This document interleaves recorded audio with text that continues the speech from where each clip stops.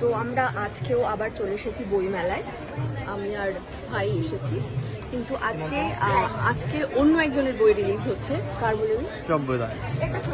এই যে সব্যসাচীদের বই। উল্টে গেছে বিষয়টা। হ্যাঁ, মানে যখন ব্যাক ক্যামেরায় করতে হবে না, ভিডিওটা যখন দেখা যাবে না, তখন হবে না। এটা সব্যসাচীদার বই রিলিজ হয়েছে। হ্যাঁ, আচ্ছা, এটা তোমার? তুমি একটু ধরো বইটা, আমি নিয়ে নিই। একদম আমাদের ব্লগে কমেন্টে বলেছিল যে দাদা ভাইয়ের বই প্রকাশের কথা, তো সেই মানুষের সাথে দেখা হয়ে গেছে। নমস্কার, আমি স্বপ্ননীল বিশ্বাস, স্বপ্নদান প্রকাশনের কর্ণধার। আমি ভিনগ্রহের বইটা ভীষণ আমার প্রিয়।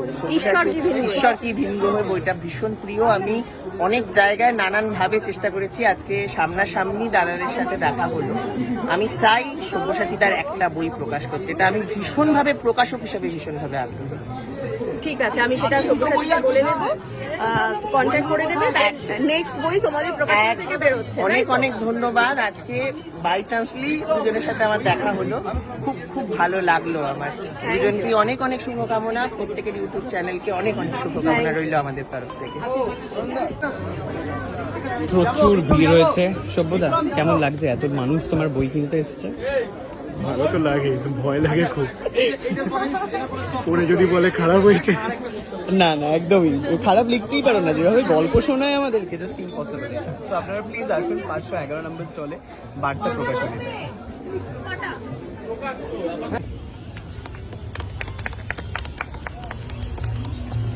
একটা মেমেন্টো দিয়ে সম্মাননা প্রদান করা হচ্ছে।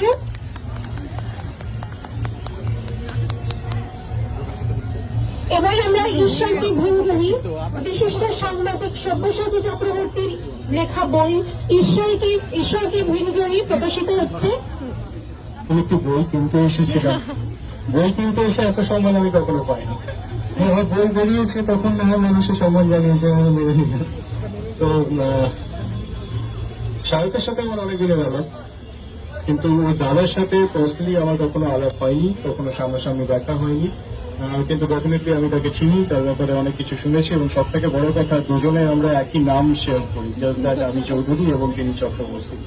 তো যে সাবজেক্ট নিয়ে তিনি লিখেছেন বা যে টপিক নিয়ে সাহেব আমাকে যখনই বলে যে দাদার এই বইটি বেরোচ্ছে, আমি তখনই বলি যে এইটার বিষয়ে আমার পড়ার খুব ইন্টারেস্ট আছে, আগ্রহ আছে।